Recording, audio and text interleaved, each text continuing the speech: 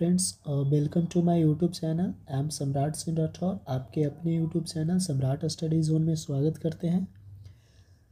दोस्तों, इस वीडियो में हम लोग पर्यावरण से संबंधित कुछ इम्पोर्टेंट वन लाइनर प्रश्न को देखने का प्रयास करेंगे। यहाँ से हर एक एग्ज़ाम में 1 या 2 नंबर का प्रश्न पूछा जाता है, तो वीडियो को लास्ट तक देखिएगा और वीडियो पसंद आए तो लाइक और सब्सक्राइब कीजिएगा। चलिए स्टार्ट करते हैं।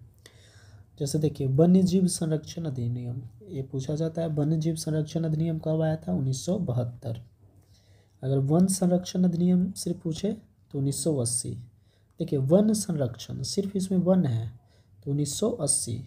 सिर्फ अगर वन संरक्षण बोले तो 1980, लेकिन वन्य जीव संरक्षण पूछा जाए, वन्य जीव संरक्षण पूछा जाए तो 1972, याद रखिएगा।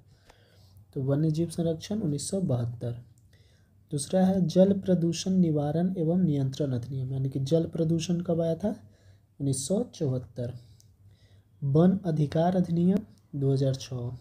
ठीक है, वन्य जीव 1972, जल प्रदूषण 1974, वन अधिकार 2006, जल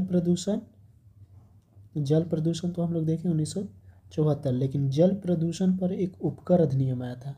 ये कब आया था? तो 3 साल बाद आया था उपकर अधिनियम 1977। ये उतना इम्पोर्टेंट नहीं है। ऊपर के 3 वन्य जीव हो गया, जल प्रदूषण हो गया, वन अधिकार अधिनियम में भी इम्पोर्टेंट है। वन संरक्षण अधिनियम देख लिया हम लोग 1980, वन संरक्षण 1980, वन्य जीव 1972। ठीक है, वायु प्रदूषण 1981, वायु प्रदूषण 1981, जल प्रदूषण 1974। ठीक है, ये हो गया। पर्यावरण संरक्षण अधिनियम कब आया था? 1986। ध्वनि प्रदूषण 2000। जैव विविधता अधिनियम 2002। नेक्स्ट, ओजोन क्षयकारी पदार्थ अधिनियम विनिमय और नियंत्रण अधिनियम आया था 2000 में। देखिए, आर्द्रभूमि से 2010 और एनजीटी 2010। भारत में वन्य जीव संरक्षण परियोजना, ठीक है, जीवों को संरक्षित करने के लिए कुछ परियोजनाएं हैं, इसको याद रखिएगा। एग्जाम में यहाँ से डायरेक्ट 1 नंबर के क्वेश्चन आता है।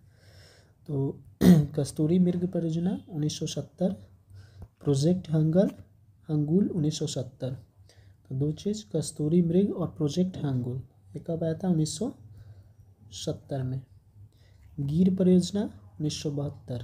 ठीक है, गिर परियोजना कब आया? 1972। 1972 में क्या आया था? वन्य जीव संरक्षण अधिनियम, वन्य जीव संरक्षण अधिनियम। और सिर्फ वन संरक्षण अधिनियम पूछे तो 1980। जल प्रदूषण 1974, वायु प्रदूषण 1981। ठीक है, प्रोजेक्ट टाइगर की शुरुआत कब हुआ था? Project tiger 1973। सभी बिहार दरोगा में पूछा हुआ प्रश्न है, हर एक एग्ज़ाम में यहाँ से प्रश्न पूछे जाते हैं। कछुआ संरक्षण 1975। देखिए, कछुआ और घड़ियाल 2 चीज़ याद रखिएगा, कछुआ संरक्षण परियोजना और घड़ियाल प्रजनन परियोजना, ये दोनों 1975 में आया था। गैंडा परियोजना 1987, हाथी परियोजना 1992, लाल पांडा परियोजना 1996, गिद्ध 2006। ठीक है, गिद्ध और वन अधिकार अधिनियम भी 2006 में आया था, याद है ना? ऊपर हम लोग देखे हैं वन अधिकार अधिनियम 2006। चीता परियोजना आपका 2023 में आया है। अब देखिए, सलीम अली के नाम पर कुछ वन्यजीव अभयारण्य हैं। जैसे देखिए, डॉक्टर सलीम अली पक्षी अभयारण्य पूछे, डॉक्टर सलीम अली, तो ये गोवा में है, गोवा के चिराओ द्वीप में है, मंडोवी नदी पर है और ये मैंग्रोव आवास के लिए फेमस है। ठीक है, दूसरा है सलीम अली पक्षी अभयारण्य, ये कहाँ पे है? केरल है, केरल में है। इसको ठट्टेकड़ अभयारण्य के नाम से भी जानते हैं और केरल के एर्नाकुलम ज़िले में है। सलीम अली झील और पक्षी अभयारण्य महाराष्ट्र में है, छत्रपति संभाजी नगर, प्रवासी पक्षियों का घर है। चौथा, देखिए बिहार दरोगा में भी क्वेश्चन पूछा हुआ है कि सलीम अली राष्ट्रीय उद्यान पूछे, जम्मू कश्मीर में है। श्रीनगर को क्या बोला जाता है? सिटी फॉरेस्ट, श्रीनगर में है ये, और इसको बोलते हैं सिटी फॉरेस्ट नेशनल पार्क। ठीक है, अब जैव विविधता संरक्षण की विधियाँ।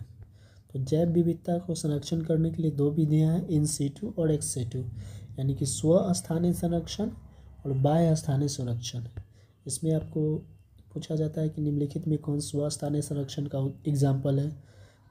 3 इसमें रहेगा, 1 इसमें से दे देगा। तो देखिए समझ लीजिए, स्व स्थानीय जो खुद से संरक्षित होता है, जैसे राष्ट्रीय उद्यान, वन्य जीव अभयारण्य, समुदाय एवं संरक्षण आगार हो गया, समुद्री संरक्षित क्षेत्र, पर्वत, झील, जैव मंडलागार। उपवन याद रखिएगा, उपवन बहुत बार पूछा जाता है। उपवन जो है इसमें आता है इन सीटू में, ठीक है। बाह्य सीटू का एग्जांपल देख लेते हैं, जैसे बीज बैंक बनाते हैं, जीन बैंक बनाते हैं, बाह्य रूप से हम लोग इसको संरक्षित करते हैं।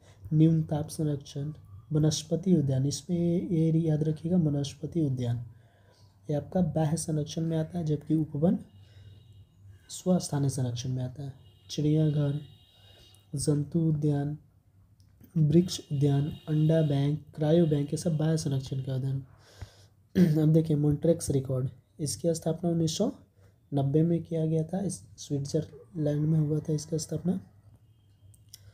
और भारत के 2 भूमियों को मॉन्ट्रेक्स रिकॉर्ड में शामिल किया गया है।